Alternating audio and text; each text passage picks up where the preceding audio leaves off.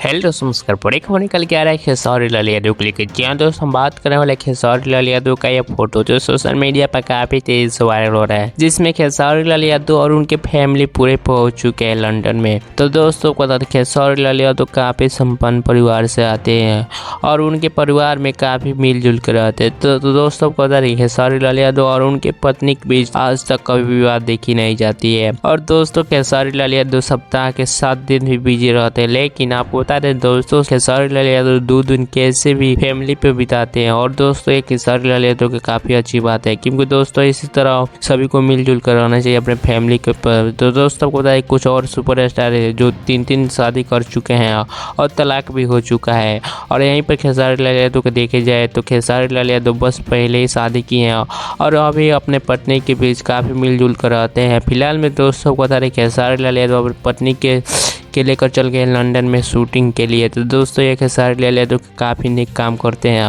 और खेसारी लाल यादव जैसे और भी सुपरस्टार को मिलजुल कर रहना चाहिए। तो दोस्तों खेसारी लाल यादव के अनेक काम के लिए आप क्या बोलेंगे, कमेंट भी जरूर बताइए। दोस्त मिलते हैं किसी और वीडियो के साथ, तब तक इतना ही।